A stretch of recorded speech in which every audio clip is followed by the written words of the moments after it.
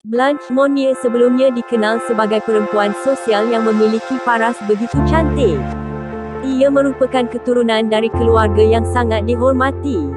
Sebelumnya, Monnier hidup baik-baik saja.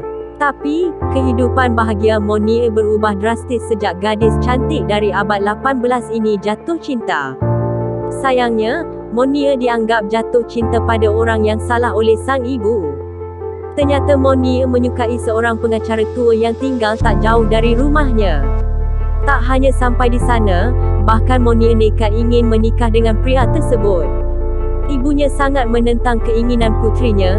Ia menggunakan segala cara untuk menghalangi niat keduanya untuk menikah. Ibunya tidak dapat menghalang dengan cara yang halus.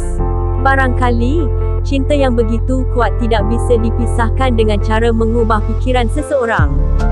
Buktinya, saat Madame Monnier menasihati Blanche dengan cara hasing, gadis itu sama sekali tidak berniat untuk memenuhi permintaan ibunya agar tidak menikah dengan pria yang dia cintai.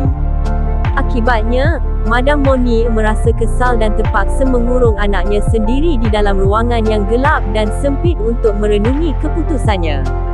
Madame Monnier berharap agar putrinya dapat berubah fikiran, namun ternyata tidak.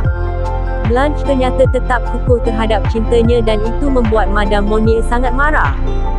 Blanche menghilang dan dilupakan. Dianggap keras kepala, pada akhirnya Blanche tetap dikurung dalam ruangan yang sempit dan gelap itu. Ia dianggap menghilang dari Paris. Teman-temannya tidak ada yang tahu di mana keberadaan Blanche. Ibu dan abangnya hanya berduka atas hilangnya Blanche. Namun mereka tetap menjalani kehidupan mereka seperti biasa.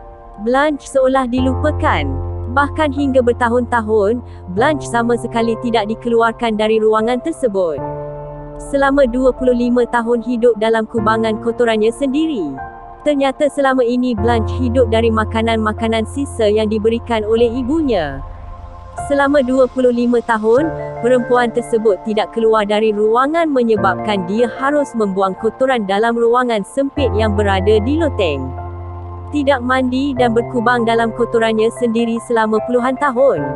Bayangkan bagaimana jadinya perempuan yang berada di tempat kotor selama 25 tahun.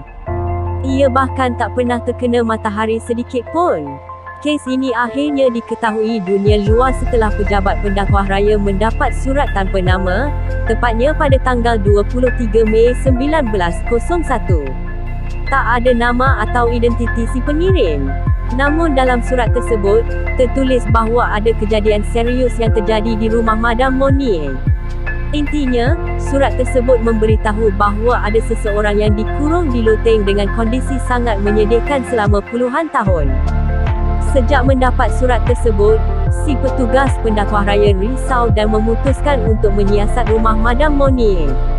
Pihak penyiasat ini tidak peduli bagaimana reputasinya. Sekelompok petugas langsung memeriksa rumah Madame Monnier dan menemukan ruangan yang pintunya dikunci. Mereka pun membuka pintu tersebut dan langsung menemui bau yang sangat busuk.